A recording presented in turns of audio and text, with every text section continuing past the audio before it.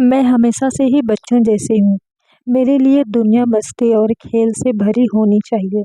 लेकिन जब मैं अपने ससुराल में देखती हूँ कि सब लोग मिट्टी से मटके बना रहे हैं, तो मेरा मन भी मिट्टी में लग जाता है। एक दिन मैंने अपनी सासू माँ से कहा, मुझे भी मटका बनाना है। सासू माँ मुस्कुराई और बोली, तो चलो सीखते हैं। मैंने मिट्टी उठाई और उसे हाथों से दबाया, घुमाया, पर पहला मटका गिर गया। मैं उदास हो गई। सासू माँ ने प्यार से कहा, हर मटका गिरता है, तभी तो वह मटका बनता है। धैर्य रखना सीखो। फिर मैंने ध्यान से मिट्टी को गूंदा, धीरे धीरे उसे आकार दिया। मटका उठने लगा और चमकने लगा। मेरे हाथों की मेहनत ने मटके को जादू बना दिया। जब मेरा मटका पूरा हुआ, सबने मेरी तारीफ की। उस दिन मुझे समझ आया, मिट्टी सिर्फ मिट्टी नहीं होती, ये प्यार और मेहनत का फल होती है। अब जब मैं मटके देखती हूँ, मुझे याद आता है, गिरना जरूरी है, धैर्य रखना जरूरी है, और मेहनत करने के बाद सफलता का आनंद सबसे प्यारा होता है। और यही है मेरी मिट्टी की कहानी, मेरी बच्ची जैसे मन की कहानी, जो हर मटके में कहती है, प्यार और धैर्य से सब कुछ संभव है। जैसे ही मैंने अपने पहले मटके को देखा, मेरे मन में और भी जिज्ञासा जग उठी।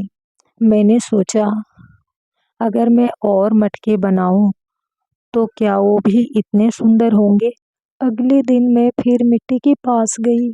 इस बार मैंने अपने छोटे भाई को भी बुलाया। हमने मिलकर मटके बनाना शुरू किया। भाई ने मटके को गोल करने की कोशिश की, लेकिन वह टेढ़ा हो गया। मैं हंसी और बोली, कोई बात नहीं, हर मटका अलग होता है और यही उसका मज़ा है। हमने रंग बिरंगे फूलों के डिजाइन बनाए, छोटे छोटे गड्ढे खोदे और मटके को सजाया। अब तो पूरा आंगन मिट्टी और हंसी से भर गया था। सासू माँ आई और बोली, देखो, मिट्टी सिर्फ मटके बनाने का काम नहीं है, यह हमें सिखाती है कि कोशिश करते रहो और अपने हाथों से कुछ सुंदर बनाओ। उस दिन मुझे समझ आया कि सिर्फ धैर्य और प्यार ही नहीं, मिट्टी में मिलकर खेलने और खुश रहने से भी सब कुछ सुंदर बन जाता है। हमने सोचा कि अगली बार हम अपने मटकों को रंग बिरंगे फूलों से सजाएंगे और अपने दोस्तों को भी दिखाएंगे। और इस तरह मेरी मटके वाली कहानी सिर्फ मेरे लिए नहीं, पूरे आंगन और मेरे परिवार के लिए खुशियों की कहानी बन गई। और तब से हर मटका सिर्फ मिट्टी का टुकड़ा नहीं, बल्कि प्यार, धैर्य और हंसी का छोटा सा जहान बन गया। थैंक यू दोस्तों।